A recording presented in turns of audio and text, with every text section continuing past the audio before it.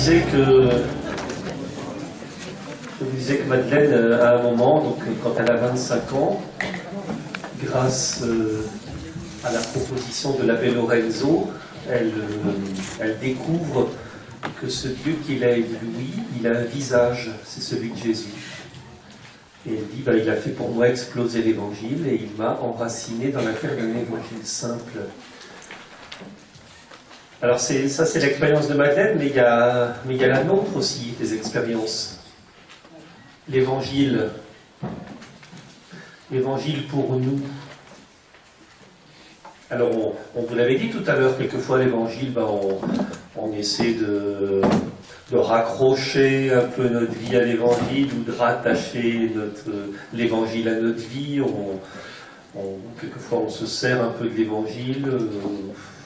Quel est notre rapport à la parole et quand on préparait un peu avec la petite équipe, là, quand on préparait il y a quelques semaines cette journée, on disait mais bon, croiser la vie et l'évangile c'est pas toujours simple et puis quelquefois l'évangile ne nous parle plus beaucoup, on l'a tellement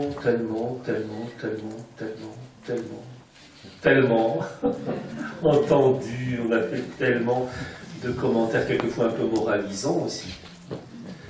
Bon. Et quelquefois on n'arrive plus à voir dans l'évangile une parole de vie. J'ai un ami jésuite qui est décédé maintenant, Philippe Bach, peut-être vous l'avez rencontré, hein, ça vous dit quelque chose. Philippe Bach c'est un jésuite belge qui a beaucoup travaillé sur les questions pastorales. C'est vraiment un homme magnifique. C'est un homme qui a vécu une grande difficulté dans sa vie, c'est qu'il a eu un cancer de la langue. Et vraiment, ça l'a obligé à repenser sa vie autrement. Et moi, j'aimais bien aller voir Philippe quand il était à Bruxelles. Là, j'allais causer avec lui de temps en temps.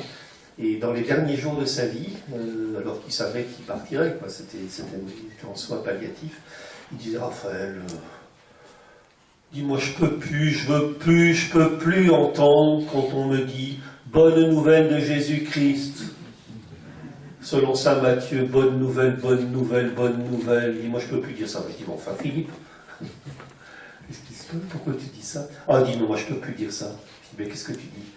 Ah, il dit « Moi, je préfère dire que l'évangile, c'est une nouvelle qui fait du bien. » Ah! Mais il m'a ouvert une fenêtre, Philippe. Mais bon. Mais il m'a ouvert la fenêtre. Voilà. Une nouvelle qui fait du bien. Alors je voudrais vous parler maintenant un peu vous inviter à faire un peu un pas de côté sur l'évangile. Et je le fais ce pas de côté depuis quelque temps. Je vous disais que j'avais passé une année dans un monastère bénédictin, là, en Belgique, au fond des bois. J'ai vécu avec des vieux moines et des écureuils. Et vraiment, moi j'étais parti là, vraiment après, vraiment, je suis plutôt de nature à bosser, j'aime bien ce que je fais, je me passionne pour ce que je fais. Et pendant des années, j'ai travaillé, puis j'avais pas envie de finir ma vie au conseil épiscopal. J'ai donné 15 ans, ça va. Et j'avais dit à l'évêque, écoutez, est-ce que je peux aller passer une année dans ce monastère, et puis parce que la vie monastique me parle beaucoup, le silence, même si je suis un bavard, mais le silence me parle beaucoup. Et alors, moi j'étais parti dans ce monastère avec l'idée vraiment que Dieu me comblerait pendant cette année-là. Vous savez, j'avais bossé pour lui pendant 15 ans, il pouvait faire quelque chose. Hein. Et j'attendais un peu une espèce de récompense, quoi. Je pensais vraiment que pendant cette année, j'allais tous les matins goûter la parole de Dieu. Ça serait formidable. Et puis tous les soirs, je m'endormirais dans les bras de Dieu. Et il ne s'est rien passé pendant cette année-là. Je me suis ennuyé à mourir. Vraiment. J'étais bien, hein, j'étais bien reçu par les moines. Vraiment, j'étais vraiment devenu un compagnon pour eux, un frère pour eux. Et ils m'avaient confié leur hôtellerie. J'étais vraiment très heureux, mais intérieurement, silence radio.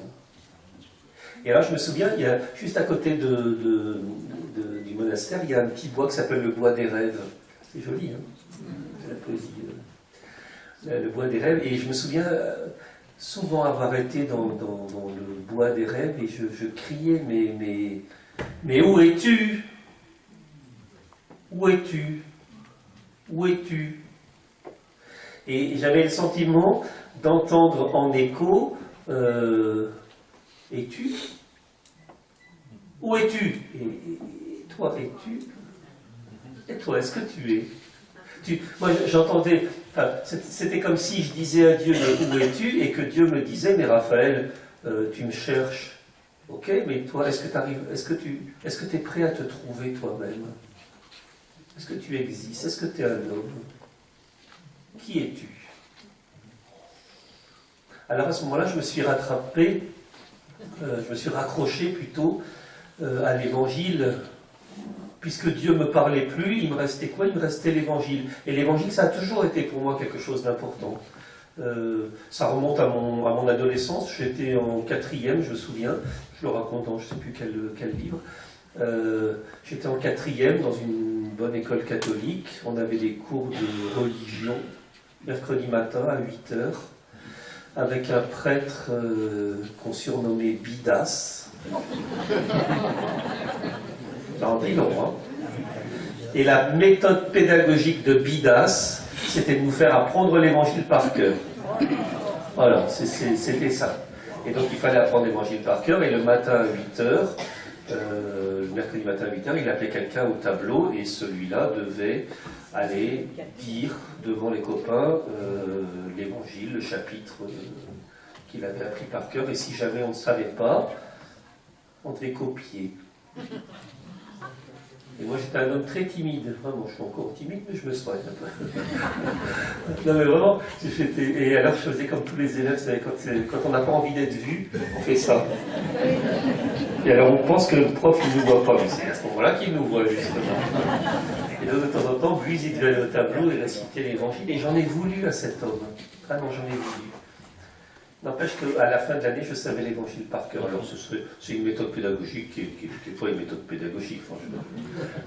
Mais j'en ai voulu à cet homme, mais en même temps, je m'aperçois maintenant que, avec cette affaire-là, il m'a entraîné en évangile. Alors, certains diront, bah, il t'a endoctriné, peut-être.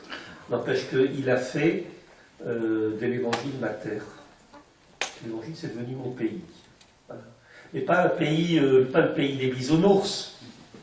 Pas un pays d'Alice au pays des merveilles,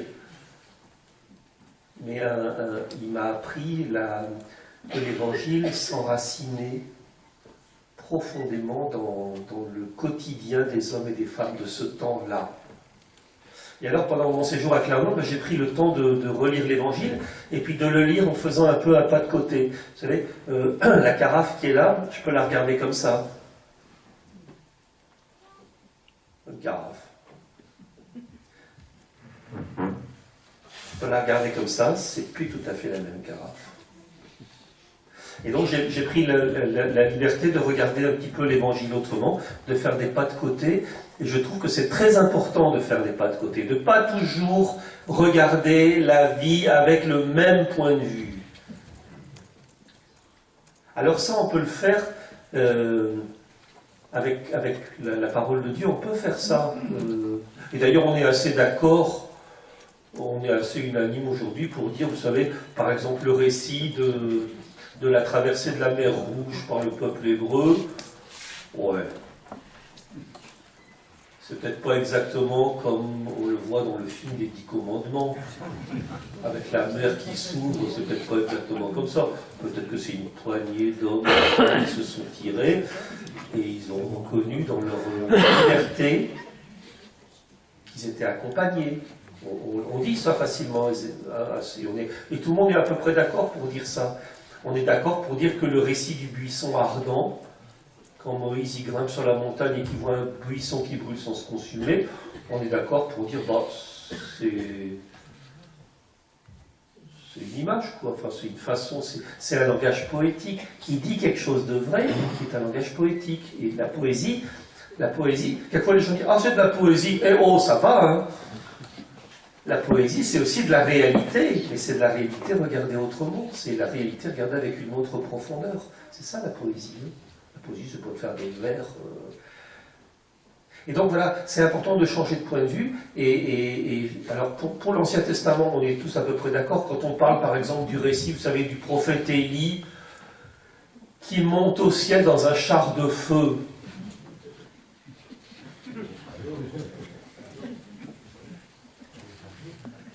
On est d'accord pour dire que ce n'est pas un récit historique. Bon, alors, pour l'Ancien Testament, on a le droit de dire ça. Dès qu'on touche au Nouveau Testament, oh là là, attention. Hein.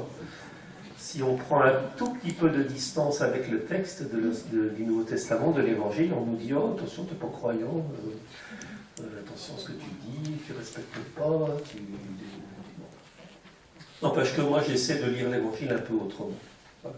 C'est ce que j'essaie de faire dans mes bouquins. Et donc voilà, moi je vous invite à, dans ce temps qui vient, à faire un peu un détour. Enfin, je vais vous proposer un détour pour lire l'Évangile. Parce que je trouve que c'est dommage de dire que l'Évangile ne touche pas la vie et que c'est une parole comme ça un peu décalée. Je crois vraiment qu'il y a quelque chose de très très très très humain dans cette proposition-là. Alors, il faut se rappeler d'abord, mais ça vous le savez, hein, que l'Évangile, ça n'a pas été écrit à l'époque où il y avait BFM TV, où il y avait tout de suite un journaliste sur le moment qui prenait des images et qui faisait des commentaires. Non, l'Évangile, c'est pas ça du tout. L'Évangile, c'est une lecture qui a été faite bien après, une écriture qui a été faite bien après les événements. Il a fallu dire ce qui s'était passé, mais j'y reviendrai un petit peu après. En tout cas, voilà, j'ai l'impression que cette lecture un peu décalée ou différente, ou cet autre point de vue, me fait découvrir une parole pour aujourd'hui. Et je disais à quelqu'un tout à l'heure, quelquefois on a l'impression que l'Évangile, il y a du merveilleux dans l'Évangile. Moi je ne crois pas qu'il y a du merveilleux dans l'Évangile. Je pense que le Christ, il nous fait sortir du merveilleux. Il nous fait sortir du merveilleux, et c'est ce que je vais essayer de vous dire maintenant. Si, au début de l'Évangile, il y a quoi? Il y a un enfant. Il y a un enfant qui naît quelque part dans un village. On dit à Bethléem.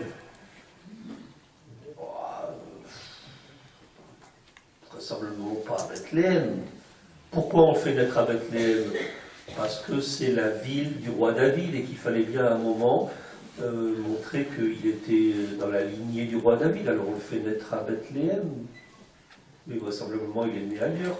Il est né d'un père et d'une mère qui s'aiment. Voilà, j'espère. C'est tout ce qu'on peut souhaiter pour un enfant. Alors on nous dit voilà qu'il est né d'une vierge. Bon, l'Église a dit ça, il faut faire avec.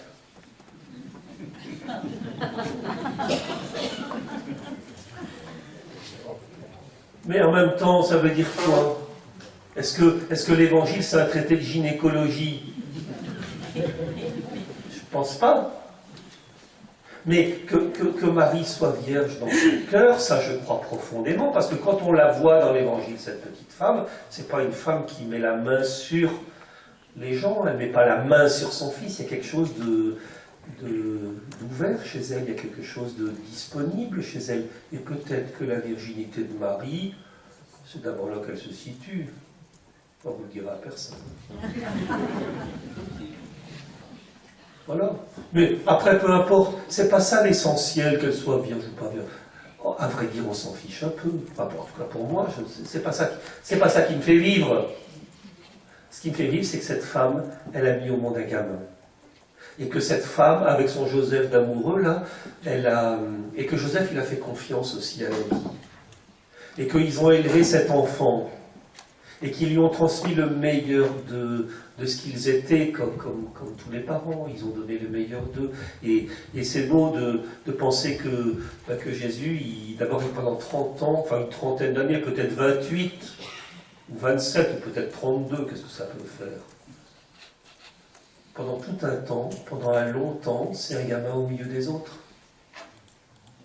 Il vit à la maison, les parents lui transmettent le meilleur d'eux-mêmes, et dans le meilleur d'eux-mêmes, il y a la foi du peuple d'Israël. Marie et Joseph, comme des bons juifs, sont pétris par la tradition, et ils emmènent leur fiston au Shabbat. Ils lui enseignent les psaumes, il apprend les psaumes sur les genoux de sa mère. Et il grandit comme un gamin, et il tire les cheveux des filles, j'espère. Enfin voilà, il est taquin, le Jésus enfant sage et pieux, ça va, hein, ça va. Et quand on nous dit par exemple qu'à 12 ans, alors qu'ils sont allés faire le petit pèlerinage à Jérusalem et qu'ils rentrent à la maison, et que Jésus n'est pas dans la caravane et qu'il retourne, et que Jésus il est au milieu des docteurs du temple, en train d'enseigner les docteurs du temple à 12 ans, oh. Ça veut dire quoi? Ça veut dire que le lieu du temple, il se sentait à la maison, c'est ça que ça veut dire. Ça veut dire que le lieu de Dieu, c'était le lieu où il était bien, quoi. C'était son milieu, il était en Dieu, il y avait quelque chose de Dieu en lui. C'est ça que ça veut dire. Et pas que c'était le petit garçon intelligent, premier de classe et premier de catéchisme. C'est pas ça que ça veut dire. Il faut prendre de la distance avec ces choses-là. En tout cas, pendant toute son adolescence, et puis ses premières années de jeunesse, de vie adulte, eh ben, il travaille avec son père. Est-ce qu'il était charpentier? On n'en sait rien. Enfin, on dit que Joseph était charpentier, il n'y a pas de raison d'en douter. Ben, il apprend le job avec son père, quoi. Il bosse, peut-être qu'il était maçon, enfin... En tout cas, il travaille, il connaît la vie, quoi. C'est ça que ça veut dire. Il travaille au milieu des gens, il est au milieu des gens, il n'est pas ailleurs, il n'est pas cantonné dans le séminaire du temple. Il vit au milieu des gens. Lui, il grandit, il devient un homme. Et tout ce qui fait la vie de l'homme, il sait ça, il connaît ça. Et puis un jour, il se met en route. Et il s'en va à la rencontre d'un type qui est vraiment quelqu'un de très bien, qui s'appelle Jean-Baptiste. Alors l'Évangile fera de lui le cousin de Jésus. Un cousin de la mode de Bretagne, peut-être? Non, c'est un cousin, peu importe, qui a un lien de sang avec ses filles. On a dit ça, peut-être c'était une manière de montrer que dans les destinées de ces deux hommes, il y avait quelque chose de commun. Toujours est-il que la figure de Jean-Baptiste, elle est très intéressante, parce que Jean-Baptiste, c'est qui? Jean-Baptiste, c'est un homme révolté, et c'est un homme déçu. Et ça, c'est très intéressant. Jean-Baptiste, c'est un fils d'Israël, c'est un homme qui a grandi dans l'entourage du temple. Son père, Zacharie, il travaillait au temple, il était chargé des lumières, chargé des encensoirs. Et donc, Jean-Baptiste, il grandit dans le milieu juif du temple, dans le milieu religieux de son époque. Il grandit là-dedans, il est pétri par ça, comme nous, on est pétri par le lieu où on grandit, quoi. Enfin, voilà. Un peu comme Madeleine, elle grandit, bon. Et puis Jean-Baptiste, à un moment, quand il devient adulte, il ouvre les yeux. Et il voit. Qu'est-ce qu'il voit, Jean-Baptiste? Il voit deux choses. Il voit une première chose qui le met en pétard. C'est pas écrit comme ça dans l'Évangile. Mais ça le met en pétard. Il voit que le peuple d'Israël, qui s'était enfui d'Égypte des siècles auparavant pour échapper à la tyrannie de Pharaon, ce peuple qui avait souffert, qui avait marché dans le désert, à qui on avait promis une terre promise où coulerait le lait et le miel, et ils avaient été envoyés en exil sur les bords du fleuve de Babylone par Nabuchodonosor. Ce peuple, il avait enfin gagné une terre, il était arrivé en terre promise. Et qu'est-ce qui arrive? c'est que ce peuple qui est dans sa terre promise, il est de nouveau sous la domination d'un peuple étranger. Cette fois-ci, c'est les Romains qui occupent la terre de Palestine. Et Jean-Baptiste, quand il voit ça, il se dit, c'est pas possible, on n'est pas fait pour ça, on n'est pas fait pour vivre écrasé, on n'est pas fait pour vivre sous la domination d'un peuple étranger, on est fait pour être libre. Alors on aurait fait tout ça pour ça? Nos pères, ils auraient galéré pendant des siècles, tout ça pour qu'on retombe sous l'esclavage de l'empereur romain et qu'on lui rende des hommages et qu'on le prenne pour un dieu, tout ça pour ça? Ça ne vous rappelle pas des histoires contemporaines, ça? Donc Jean-Baptiste, c'est un homme qui est révolté par la situation politique de son pays. Révolté. Et puis il y a une deuxième chose qui le révolte ou qui le déçoit profondément, c'est de voir comment la religion se vit. Il se souvient que son peuple, que ses pères, que ses grands-pères, que ses arrière-grands-pères, que ses ancêtres, ils avaient reçu une loi qui n'était pas une loi oppressive, c'était une loi qui garantissait une liberté.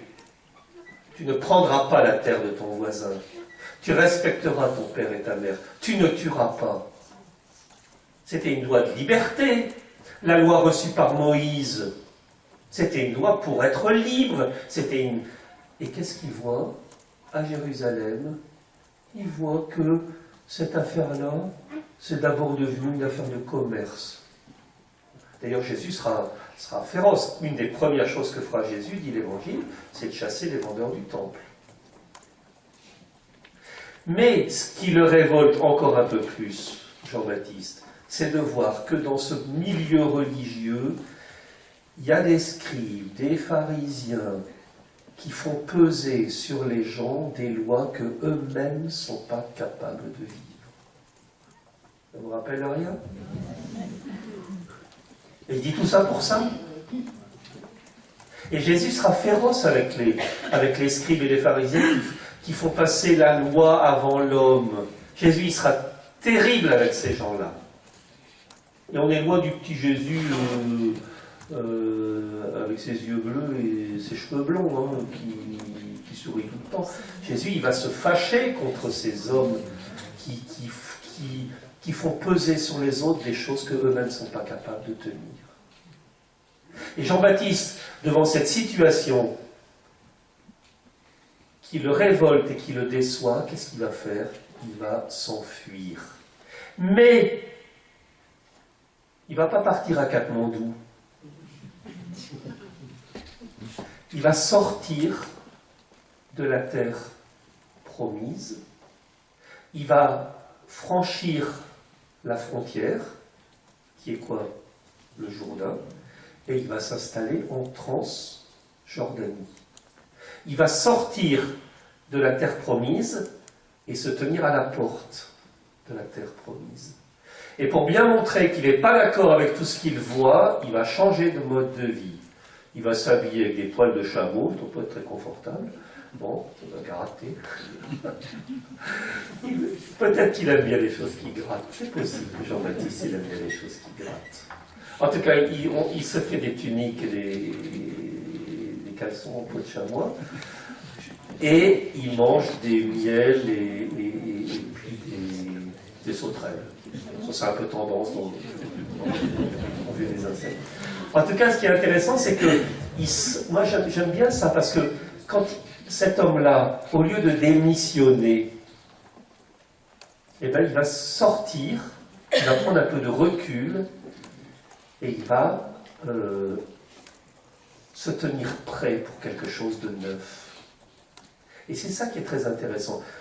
On en connaît des gens qui, déçus ou révoltés, un beau jour se font la malle. Moi, je peux vous donner des noms, et des noms, et des noms d'hommes, de femmes, avec qui j'ai fait des bouts de chemin, et qui, à cause de telle ou telle position de l'Église, ou à cause de tel ou tel scandale, disent un beau jour, allez, ça va, basta. Et ils s'en vont en claquant la porte, ou alors en fermant la porte tout doucement. On en connaît, hein. Et la période du Covid qu'on a vécue il n'y a pas très longtemps, ça a été un révélateur de ça. On a dit, les gens, ils vont revenir.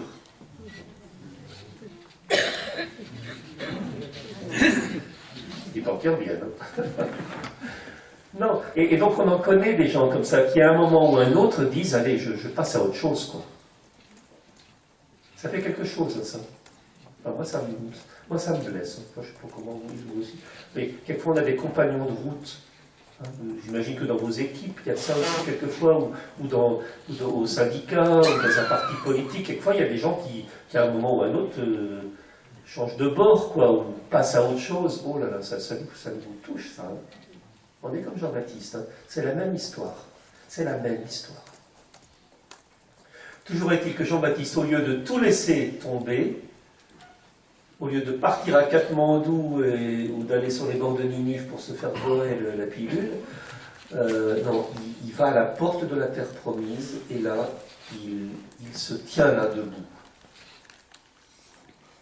Et alors, ce qui est intéressant dans l'Évangile, c'est qu'on nous raconte que à Jérusalem et en Judée, il y a des gens aussi qui n'en peuvent plus.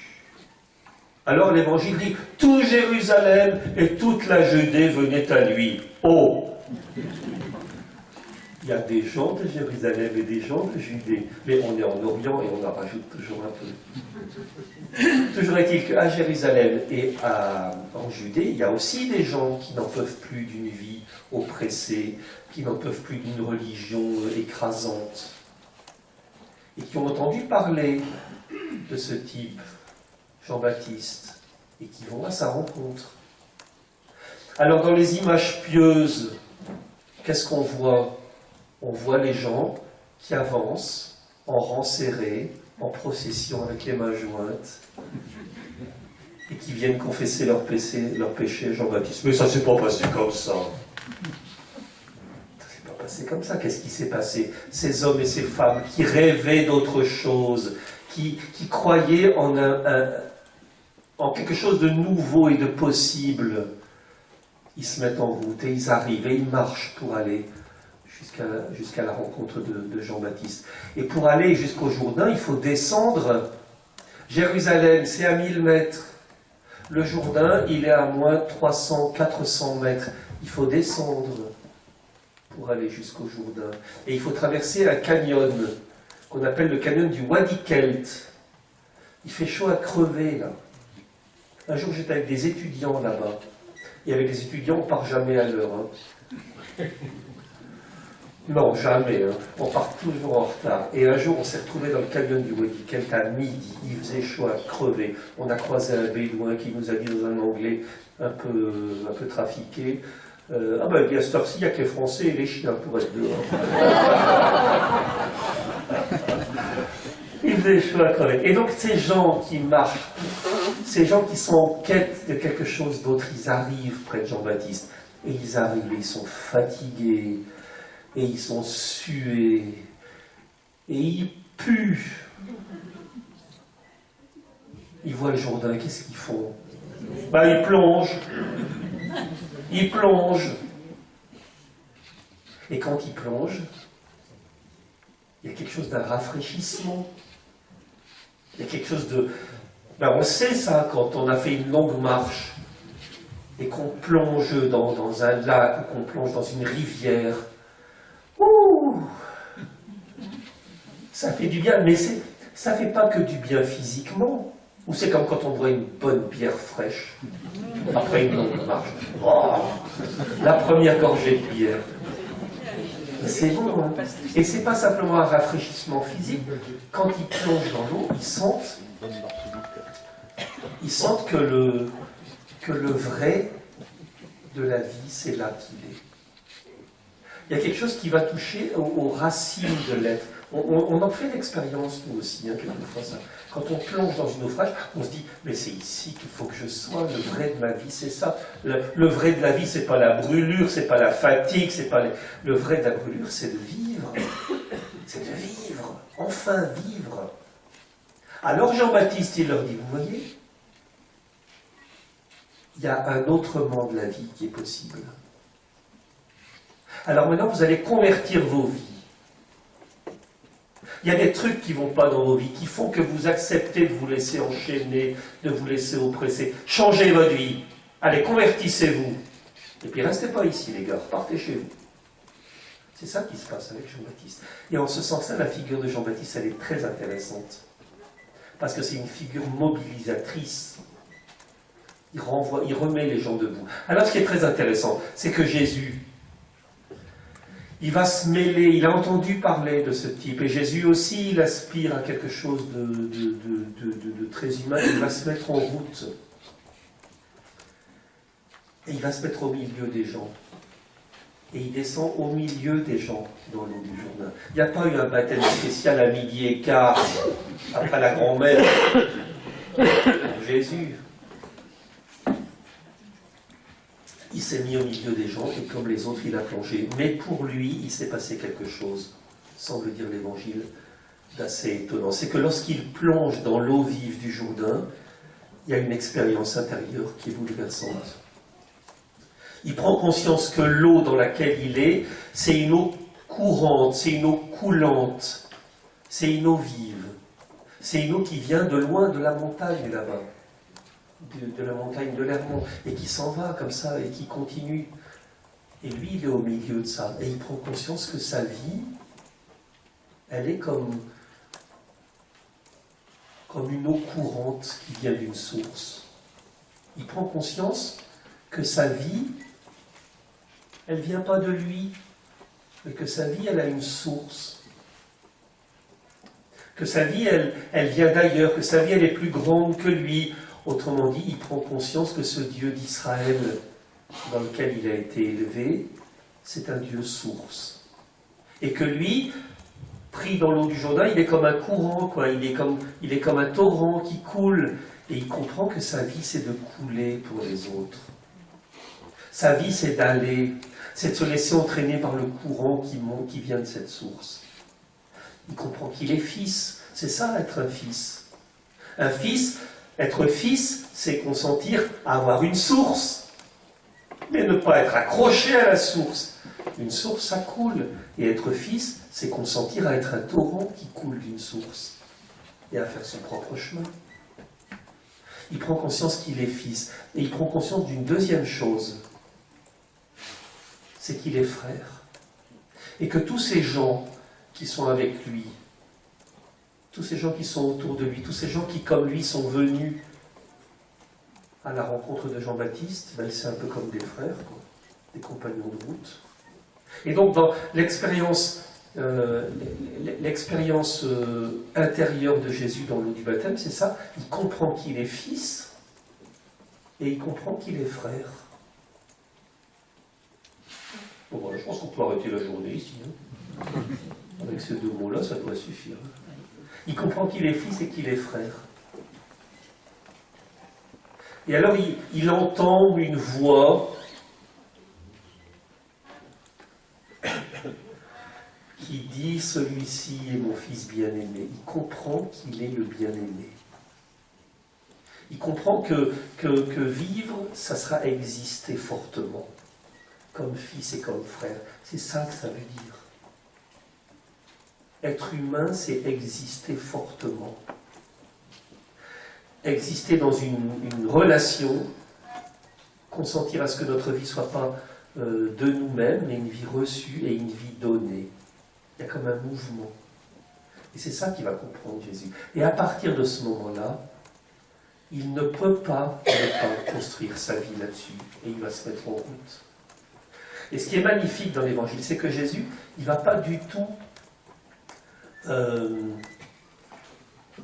il aurait pu retourner à Jérusalem et ouvrir un bureau à Jérusalem avec une plaque en cuivre. Non, il ne va pas du tout retourner au lieu religieux. Il va repartir où? Il va repartir vers le nord. Il va longer, il va remonter la source, vers la source, il va remonter le Jourdain. Il aurait pu s'installer à Tibériade. C'est pas mal, Tibériade. C'est un peu comme la Baule. C'est pas mal, Tibériade. Il aurait pu s'installer là, mais Tibériade, c'est une ville qui est construite sur un cimetière. Et ça ne va pas très bien avec lui. Alors il va un peu plus loin, un peu plus haut, il longe le lac de Tibériade, un peu au nord de Tibériade justement, et il s'installe dans un petit village qui s'appelle Capharnaüm. Et Capharnaüm, c'est très intéressant parce que ça, c'est un signal aussi pour nous, qui essayons d'être des disciples de Jésus. Capharnaüm, c'est une ville carrefour. C'est un petit village, c'est un lieu de vie ordinaire. Il n'y a pas de choses très très grandes à Capharnaüm. C'est un petit village de pêcheurs, il y a quelques paysans. C'est au carrefour des routes marchandes. Il y a la route marchande qui vient de la Méditerranée, qui s'en va vers la Syrie. Il y a la route marchande qui vient de l'Égypte et qui monte vers le Liban. C'est au croisement. Alors il y a des hommes et des femmes qui vivent là. Et des pêcheurs qui travaillent et des semeurs qui sèment.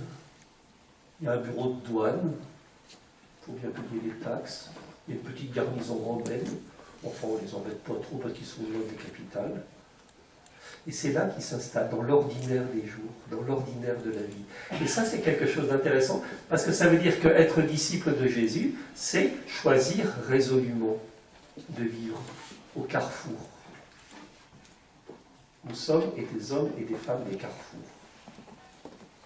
Pas des hommes ou des femmes de la ville sainte. Nous sommes des hommes ou des femmes du carrefour. Alors, il va se passer des choses, c'est que... il va appeler des gens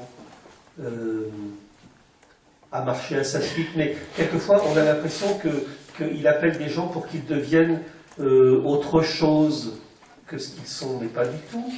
Il ne va pas appeler des gens pour qu'ils deviennent autre chose, il va les appeler pour qu'ils deviennent ce qu'ils sont dans leur profondeur et qu'ils ignorent encore. Et c'est ça qui est bouleversant dans l'Évangile. C'est qu'il ne nous appelle pas à être autre chose, il nous appelle à devenir ce que nous sommes. Et ça, c'est radicalement différent.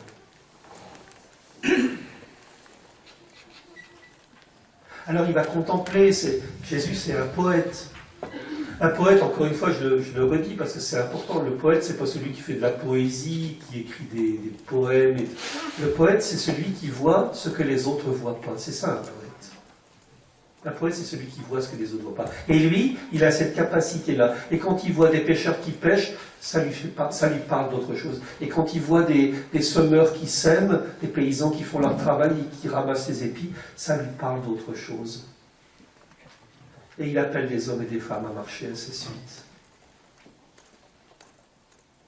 Alors c'est très bon parce qu'on le voit tout au long de l'Évangile. D'abord, il ne tient pas en place. C'est un instable, Jésus. Ça peut parler comme ça. Il ne tient pas en place, il est tout le temps... Lisez l'Évangile en repérant les verbes de mouvement, vous allez voir qu'il ne tient pas en place, vous aurez le vertige. Vous aurez le tournis. Il ne tient pas en place. On l'attend ici, il est déjà là-bas. On va là-bas, il est déjà ailleurs. Il est d'un côté du lac, tout le monde vient. Et il n'est déjà plus là, il est déjà parti de l'autre côté du lac sur une barque. Même qu'il a traversé la tempête. Et un jour, on sera tranquille, parce qu'on va le mettre dans une tombe. Là, au moins, on sait où il est. Et quand des gens vont vouloir aller à la tombe, il ne sera plus là, il sera déjà sur les chemins de Galilée. Il ne tient pas en place. Et ça, c'est quelque chose de très beau, c'est qu'on le voit aller et venir à longueur d'évangile. Il va, il vient, il écoute, il relève, il console. Alors, quelquefois, évidemment, il y a des récits qui nous parlent de trucs magiques, quasi magiques. Mais est-ce que c'est quasi magique?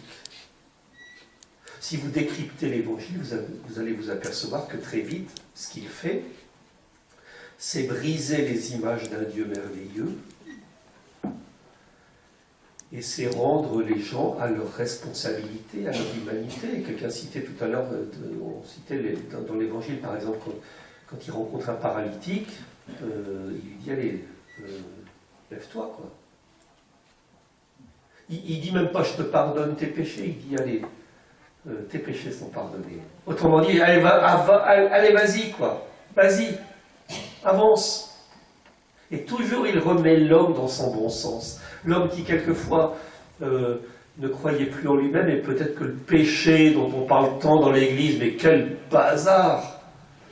Peut-être que le péché, c'est ça, c'est de plus croire en nous-mêmes, alors de faire n'importe quoi. Quand on ne croit plus en soi-même, on fait n'importe quoi. C'est peut-être ça le péché. En tout cas, il remet les gens debout. Il soigne. Il ne soigne pas comme les autres à l'époque. Il ne demande rien pour lui-même. Il repère la foi qu'il y a chez les gens. Mais ça, c'est incroyable, cette affaire-là. Combien de fois dans l'Évangile, on l'entend dire, mais oh, que ta foi est grande. À un moment même, il va dire à un étranger, j'ai jamais vu une foi comme ça en Israël. Et toc, pour les Juifs. Après, on s'étonne qu'il cherche des misères. Et tout le temps, c'est comme ça. Il réclame rien pour lui. Et on sent très vite dans l'Évangile, ça affleure dans tout l'Évangile. Sa joie profonde, c'est que l'autre vive. C'est ça le cœur de l'Évangile. La joie profonde de Jésus, c'est que l'autre vive. Et on sent très vite dans l'Évangile que ce qui le passionne, c'est que l'homme devienne vraiment humain. Et lui, il ne parle pas comme les rabbis de l'époque. Il ne va pas chercher sans arrêt des références multiples comme les rabbis savaient faire. Rabbi Shamuel, il dit ceci, Rabbi machin, il dit ça, et Rabbi autre chose, il dit autre chose. Non, non, lui, il dit, on vous a dit. Ben moi, je vous dis. Il inaugure une parole. Il inaugure une parole. Et ça, pour nous, c'est quelque chose de... Enfin, je trouve... Dans vos équipes, là, il est midi. C'est quelque chose de ça, inaugurer la parole, donner la parole, faire naître la parole. On sent que ça lui tient à cœur. Et alors, on le voit à la rencontre de tous les gens qui ne croient plus en eux, de tous les gens qui sont exclus, de tous les gens qui se croient exclus. Et il invente des paraboles, c'est des petits récits, quelquefois, qui ont un côté magique, mais ce n'est pas de la magie. Il nous sort du merveilleux, il nous ramène à l'humain. Et ça, c'est très important. Et puis, au dernier jour, au dernier temps, alors qu'ils sont en train de monter vers Jérusalem et qu'il sent bien que les gens lui veulent la peau, à un moment, il rassemble ses disciples pour un dernier repas. Et quand ils sont là avec lui autour de la table pour le dernier repas, il prend quoi? Il prend du pain dans ses mains. Le texte dit ça. D'abord, il lave les pieds de ses disciples. Et il y en a qui disent oui, tu ne vas pas nous laver les pieds, pas toi. Hein. Il dit mais tais-toi là et laisse-toi faire. Tu comprendras un peu plus tard. Et quand il leur a lavé les pieds, il dit vous voyez ce que j'ai fait pour vous? Ben maintenant, c'est à vous de le faire. C'est de la dynamite, ça. Hein, c'est de la dynamite, ça. Hein, vraiment. Et puis après, il prend du pain sur la table. Et le pain qu'il tient dans ses mains, c'est pas une tartine. Hein. Il ne ramasse pas des tartines. Il a passé beaucoup de temps à table, Jésus. Beaucoup de temps à table. Allez voir dans l'Évangile. Et moi, je crois même que c'est parce qu'il passait trop de temps à table qu'on l'a arrêté. Mais je ne le dis pas en riant, c'est très vrai. Hein. Parce que pour lui, quand il est à table avec les gens, la table, c'est pas n'importe quoi. C'est pas un lieu où on bouffe. La table, c'est pas un lieu d'alimentation, d'abord. C'est ça aussi. Mais c'est pas que ça. Parce qu'aux tables de Jésus, il y a toujours des gens pas comme il faut. Il y a toujours des gens qui ne sont pas dans les clous à sa table. Parce que la table, pour lui, c'est la préfiguration du royaume de Dieu, où il n'y a pas d'exclus. Il n'y a pas d'exclus pour le royaume de Dieu. Et ça, il faudrait qu'on s'en souvienne. Et il faudrait quelquefois que l'Église, elle s'en souvienne aussi. Il n'y a pas d'exclus pour le royaume de Dieu. Alors ça agace. Et quand il se retrouve à table pour le dernier repas, qu'il prend dans ses mains le pain, c'est pas une tartine, encore une fois, c'est le pain qu'il a partagé pendant des années et des années avec ses compagnons de route. C'est un pain chargé d'histoire, c'est le pain qu'on avait mangé à Cana, c'est le pain qu'on avait mangé chez Lévi, c'est le pain qu'on avait mangé chez les publicains, c'est le pain qu'on avait mangé ensemble, c'est le pain qu'on avait partagé sur la montagne. Le pain qu'il tient dans ses mains lors de ce dernier repas, c'est un pain chargé. d'histoire. C'est un pain chargé de joie, de cris, de larmes, de souffrances. Il prend ce pain dans ses mains, dit l'Évangile, il rend grâce à Dieu pour la vie. Et il dit, vous voyez ça? Eh bien, c'est tout moi. C'est mon corps. Autrement dit, ce que nous avons vécu ensemble, c'est moi avec vous, et c'est vous avec moi. Nous sommes liés pour toujours, les uns avec les autres. Ça, c'est tout moi. Voilà ce que c'est que l'Eucharistie.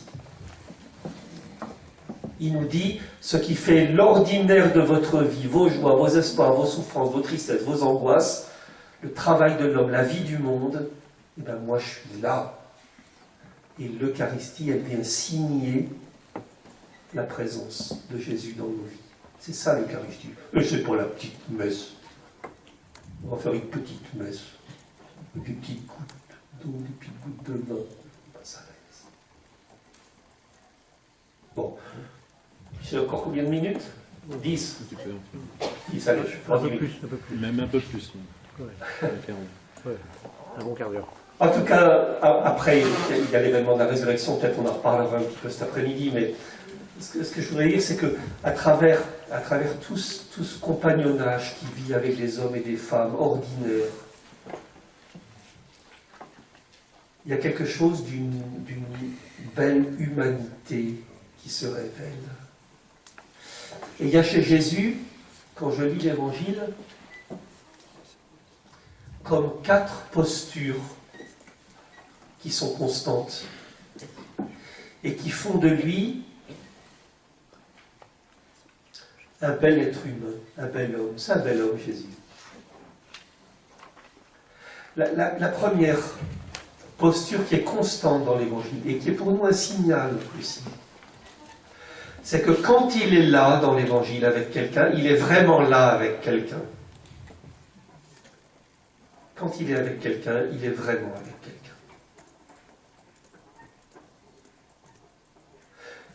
Rappelez-vous par exemple quand il est avec à Jéricho, il y a un type qui fait la manche à Jéricho, il s'appelle Bartimée, c'est un aveugle de naissance. Il n'est pas sourd, hein, il est aveugle. Et donc il est à la porte de Jéricho et il fait la manche comme ça. Et il crie « Jésus, fils de David, aie pitié de moi, aie pitié de moi, aie pitié de moi ». Et tout le monde dit « Mais ta gueule ». On dit pas ça dans l'évangile. Et c'est ça. Tais-toi, tout le monde le rabroue. Tais-toi, on n'a pas que ça à faire, on a une réunion. On a une réunion à Jérusalem. Le seul qui entend Jésus, qui entend cet aveugle, c'est Jésus qui dit appelez-le. Alors il faut voir les disciples penauds qui l'ont rabroué. Allez lui dire, allez, confiance, lève-toi, il t'appelle. Et on dit dans l'évangile que cet homme, il bondit. Ce pauvre, cet exclu, il bondit. Et il laisse son manteau derrière. C'est quelque chose de laisser son manteau derrière. C'est son manteau de misère qu'il laisse derrière. Et alors il y a cette scène magnifique à contempler. Il y a ces deux hommes qui sont l'un en face de l'autre. Jésus, le clairvoyant, et cet homme Bartimée, le malvoyant. Magnifique rencontre. Quand il est là, il est là. Et tous les autres qui rouspètent autour. Parce que dans l'évangile, tout le monde rouspète tout le temps. Allez voir, ça n'a pas été écrit en France pourtant. Et tout le monde rouspète tout le temps. Une autre fois, il est invité à un banquet chez un publicain. C'est un truc un peu mondain. C'est des hommes qui sont entre eux, ils sont en train de manger là. Et puis il y a une femme, elle est passée par la porte de derrière là. Elle arrive avec son flacon de parfum de grand prix qu'elle a acheté. Elle arrive échevelée, regardez-la. Et elle se jette aux pieds de Jésus et elle verse le parfum sur ses pieds. Et tous les mecs qui disent qu'est-ce que c'est que cette femme? C'est toi qui l'as invitée? Non, c'est pas toi qui... Elle n'a rien à faire ici, quoi. Et puis il y a les bien-pensants qui disent oh, elle aurait mieux fait de dépenser, de pas dépenser, de pas aller chez Sephora ou je sais pas quoi. Elle aurait mieux fait de donner l'argent au sport catholique. Hein. Ça, c'est les bien-pensants qui disent ça. Le seul qui laisse cette femme exister dans sa démesure, c'est Jésus. Le seul. Quand il est là, il est là. Il est là pour elle, et tous les autres iront se pète. Une autre fois, ils sont en train de monter vers Jérusalem. C'est les derniers temps. Jésus, il sait bien que le vent tourne et il voit bien que les disciples ils commencent à avoir les pétoches. Il en prend 3 à l'écart, Pierre, Jacques et Jean, il les entraîne sur une haute montagne. Il n'y a pas de haute montagne là-bas. Il les emmène à l'écart et il se tient là devant eux, dans le silence. Et quand il est là avec eux dans le silence, il y a quelque chose qui se détend en eux et ils entreaperçoivent Moïse et Élie. Autrement dit, ils comprennent au fond d'eux qu'ils ont raison de lui faire confiance, qu'il vient de loin. Et que ce qu'il est, ça s'inscrit dans la tradition du peuple d'Israël. Quand il est là, il est là. Et ça, pour nous, cette première posture constante de Jésus dans l'Évangile, elle est un appel pour nous. Être disciple de Jésus, être disciple missionnaire, comme disait notre pape François, c'est d'abord être là. Et je pense que dans votre responsabilité d'hommes et de femmes, vous partagez ça, les moments où vous êtes là avec des gens dans les quartiers, dans les syndicats, dans les partis, dans les associations. Être là, ça c'est la première caractéristique des disciples de Jésus. Être là, être vraiment là. La deuxième posture constante de Jésus dans l'Évangile, c'est qu'il écoute. Il obéit. Obéir, ça vient de écouter, c'est le même mot. Obéir, c'est écouter. Il écoute les gens. Regardez dans l'Évangile comment Jésus, on a l'impression qu'il n'arrête pas de faire des discours, mais c'est pas vrai. Jésus, il ne fait pas que des discours. Jésus, il donne d'abord la parole aux gens. À Emmaüs, sur la route d'Emmaüs, de quoi vous parlez, les garçons, mon chemin, là, de quoi vous parliez?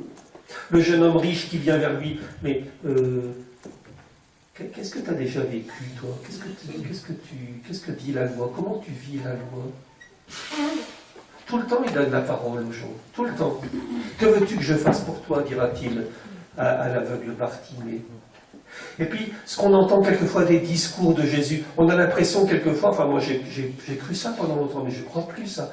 Quelquefois j'avais l'impression que Jésus c'était une espèce de, vous savez, de maître, comme ça, qui arrivait et qui avait une espèce de truc à délivrer comme ça à tout le monde. Mais je ne crois pas que Jésus était comme ça. Jésus n'avait pas un micro. Et quand il y avait du monde qui venait à sa rencontre, ben, il allait rencontrer les gens. Et il allait parler avec une dame, elle a dit « Comment ça va, madame ?» Et raconter un peu votre vie, là. Et alors cette femme, elle racontait des choses. Et il disait « Oh, il y a du bonheur pour ceux qui partagent. » Et puis il allait parler avec un type là-bas, il disait « Et vous, ça, comment ça va ?»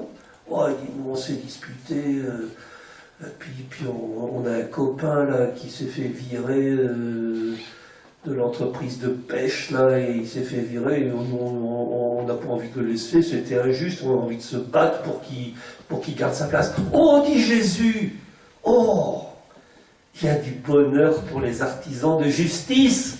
Et j'ai l'impression que tout ce que Jésus dit, c'est ce qu'il a entendu de la vie des hommes et des femmes qu'il croisait. Il n'avait pas avalé un catéchisme.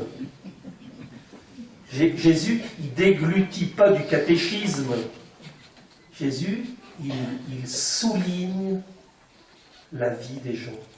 Il obéit à la vie des gens. Et ça, pour nous, c'est indicateur aussi. Ça veut dire que le premier lieu de la parole de Dieu, c'est la vie des hommes et des femmes que nous rencontrons. Et que être disciple missionnaire de Jésus, c'est souligner la vie des gens, c'est surligner. Jésus, c'est un surligneur. Il surligne la vie des gens. Et je pense que c'est ce que vous faites dans votre mouvement là. Vous surlignez, vous soulignez la vie des gens. Vous êtes là et vous soulignez la vie des gens. Magnifique.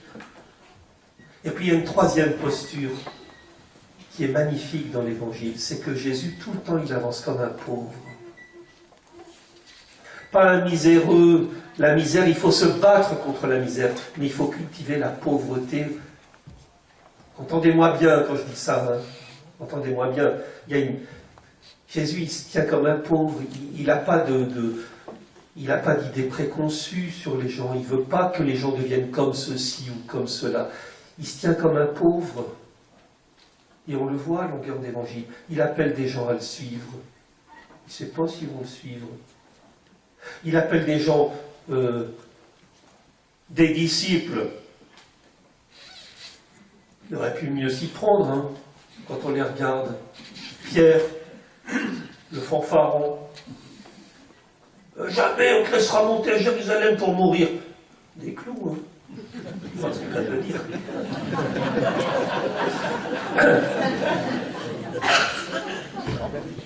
Jacques et Jean, les fils de Zébédée, les fils du tonnerre, ils sont en train de monter vers Jérusalem. Ils approchent de Jérusalem, où ils sentent bien que tout va se finir. C'est une heure grave. Et eux, les deux gaillards, là, ils sont en train de se discuter entre eux pour savoir qui aura la meilleure place dans le royaume de Dieu. Et ils demandent à leur maman d'aller parler à Jésus. Maman. Mais que des couillons.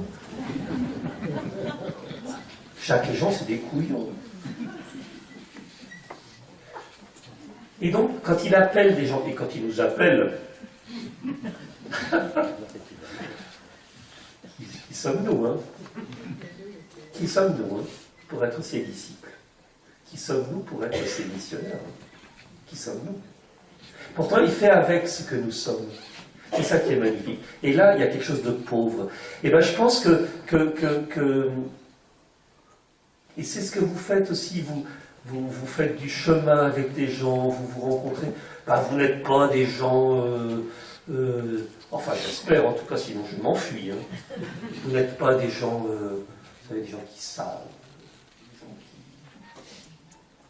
Non, vous êtes des pauvres. Et moi aussi, on est des gens fragiles. Et c'est avec cette fragilité-là qu'il fait quelque chose de grand. C'est ça, c'est la parabole qui est tout le temps dans l'Évangile. C'est avec du peu, il fait du grand. Ça, c'est la bonne nouvelle de l'Évangile. Avec du peu, il fait du grand. Une pauvreté. Il est là. Il écoute. Il donne la parole.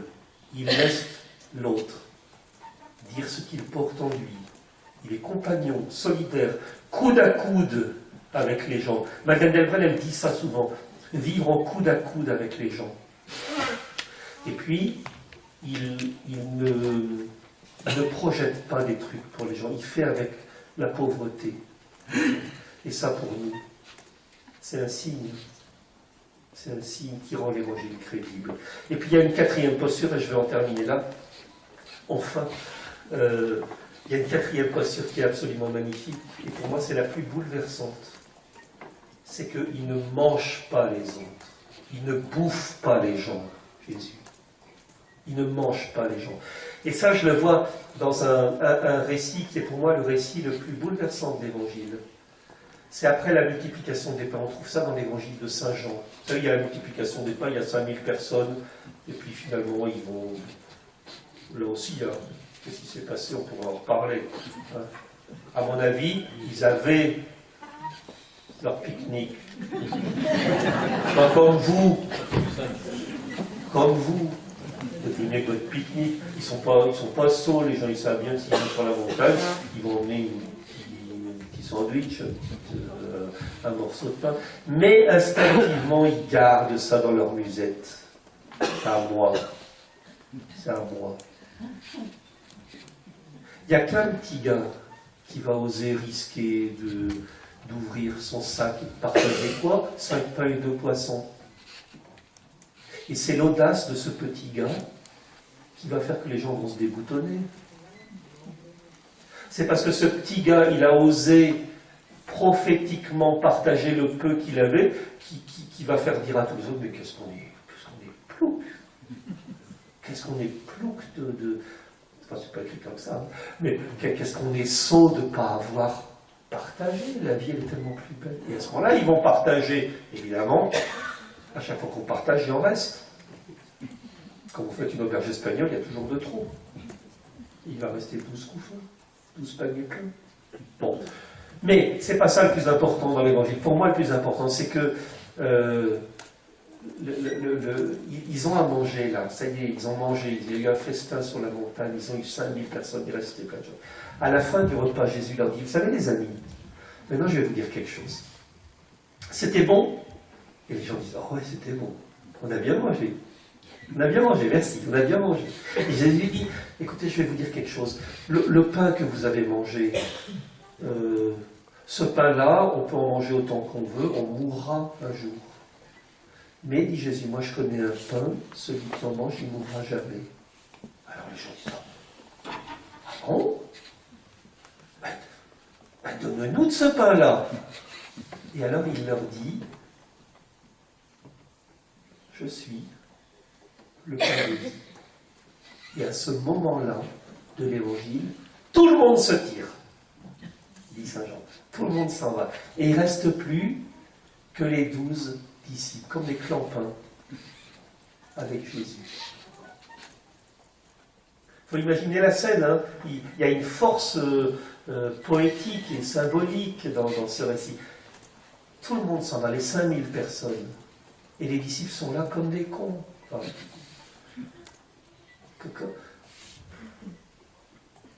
ils étaient fiers, les gars. Jésus leur avait dit, allez nourrir les foules. Alors ils étaient allés, comme ça ils étaient passés. J'ai dit, vous savez, c'est de la part de Jésus. Et, on le connaît, nous on fait partie de sa bande. Enfin, c'est un proche, un ami. Vous savez, ils étaient fiers comme des vicaires épiscopaux. Non, non, non, non, non, non, non. Enfin, ils étaient fiers, quoi. Ils étaient fiers. Mais comme nous, on est fiers quelquefois, allez.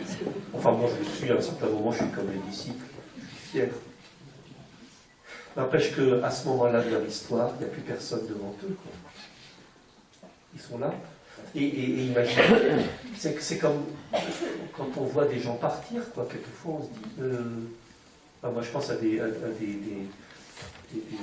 amis prêtres qui ont quitté le ministère. Je pense à quelqu'un spécialement là maintenant. C'est un chouette bonhomme. Hein. Il choisit de partir. Il choisit de quitter le ministère. Et moi, Raphaël, je me dis, mais toi, tu restes?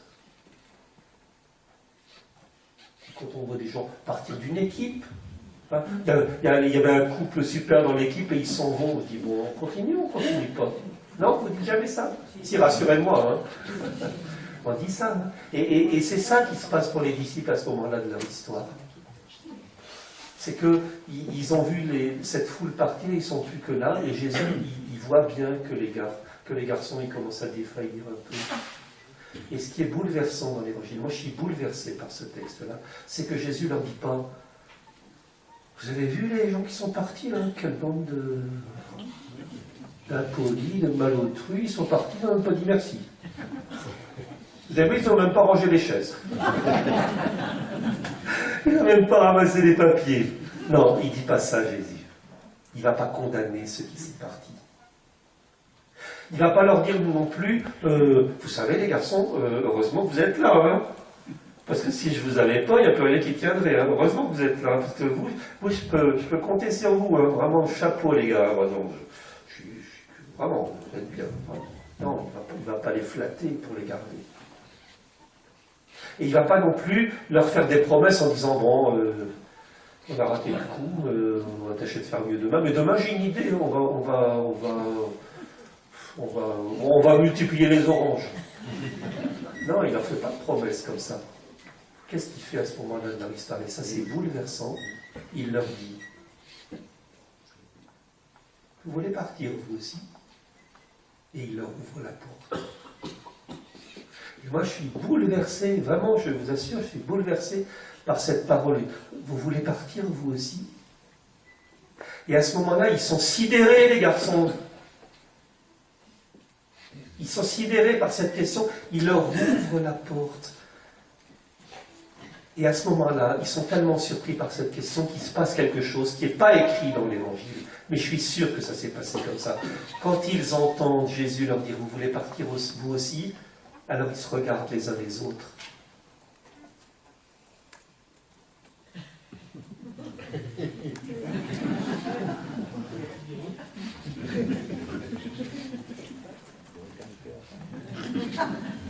Et ils vont chercher dans le regard des autres de quoi tenir ensemble. Et ça, c'est bouleversant, cette histoire-là. Alors, il y a Pierre qui va dire en balbutiant. Pierre, c'est pas le premier cathé, le premier de la classe de cathé qui va dire « Ah, bah, qui rions-nous, Seigneur, tu as les paroles de la vie éternelle. » Non, c'est pas ça qu'il dit Pierre. Quand il a regardé les copains et qu'il a cherché, qu'il a senti qu'il y avait comme une volonté de tenir ensemble, il va leur dire « Mais... » Il va dire à Jésus « Mais... »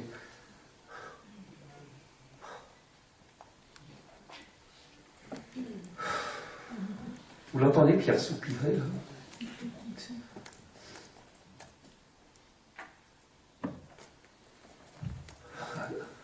À qui irions-nous?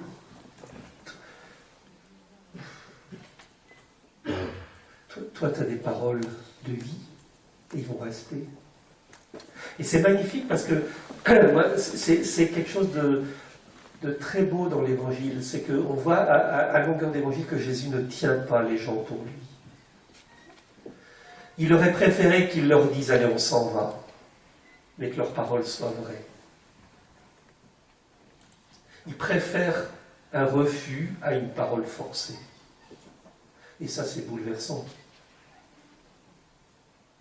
Et c'est constant dans l'Évangile. Alors, ça veut dire quelque chose aussi pour nous. Hein. C'est vraiment être là, donner la parole, nous tenir comme des pauvres avec les gens comme ils sont, et ne jamais vouloir manger l'autre. Alors ça fait de lui un bel homme. Parce que le vrai de l'homme, c'est peut-être dans ces quatre postures-là qu'il se trouve. Et le vrai de nos existences, c'est peut-être dans ces quatre postures-là qu'elle se trouve. Et le vrai de nos équipes et de nos mouvements, c'est peut-être dans ces quatre postures-là qu'il se trouve. Et ce qui est magnifique, c'est que dans ces quatre postures constantes de Jésus, alors il y a quelque chose du visage de Dieu qui se dévoile, d'un Dieu qui est là, d'un Dieu qui écoute, d'un Dieu qui ne s'impose pas, et d'un Dieu qui nous laisse exister comme nous sommes. Il y a Yves Raguin, et c'est pour ça que je vous ai mis ce texte-là, dans le petit Yves Raguin Saint-Jésuite, hein, qui a beaucoup travaillé en Extrême-Orient avec tout le monde hindou. Il dit, dans la manière qu'a le Christ de nous initier au mystère de Dieu, tout est simple, parce qu'il a pris le chemin de la pure humanité. Il n'a pas essayé de nous éblouir par l'éclat de sa pensée, il a conduit l'homme par le chemin, par la main, sur le chemin de sa propre profondeur humaine. Ben, je crois qu'il y a quelque chose de ça.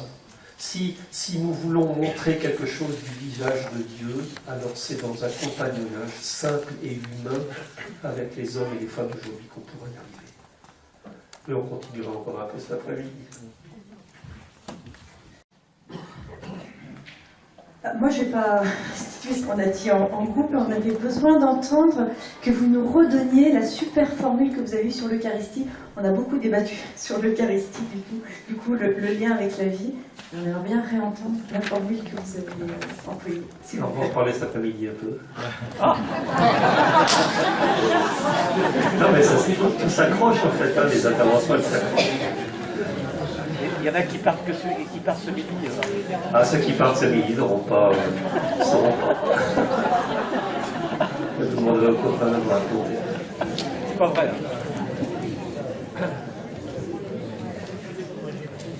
C'était une question autour de l'action collective qui peut permettre un peu de faire avancer, de bouger les choses. Et comment faire avec les gens, comment les embarquer sans en les laissant libres, quoi.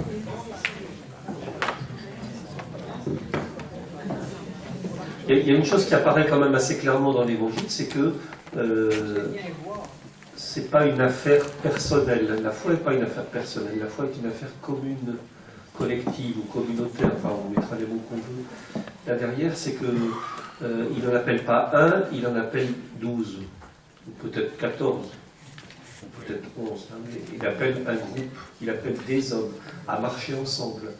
Quand il les envoie au-devant de lui, il ne les envoie pas un par un, il les envoie deux par deux. Quand il guérit des gens, notamment les lépreux, là, qui se sentaient exclus, il les renvoie vers une communauté. Alors maintenant, vous allez, repartez maintenant et puis réintégrer la communauté humaine, quoi. Il y a toujours cette dimension-là qui apparaît dans l'Évangile. Mais ça ne répond pas à la question. Mais je veux simplement souligner cette dimension-là. C'est que rien... c'est que la foi n'est pas une affaire de relation de moi avec mon Seigneur, quoi. Et quelquefois, c'est un peu une tendance qu'on sent aujourd'hui. Voilà, je pense qu'il faut... il ne faut pas se battre contre ça, mais ce n'est pas une question de se battre. Mais il faut qu'on aide à comprendre que la foi, elle nous engage collectivement à rendre ce monde plus humain.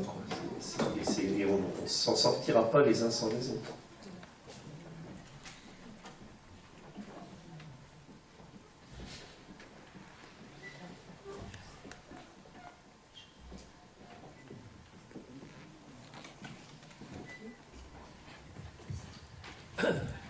Que faut-il comprendre derrière le terme mission? On parle quelquefois de mission. La CO doit être missionnaire, partir en mission. Ça veut dire que ce que nous avons compris de l'humanité dessinée par cet homme de Nazareth, là, que nous reconnaissons comme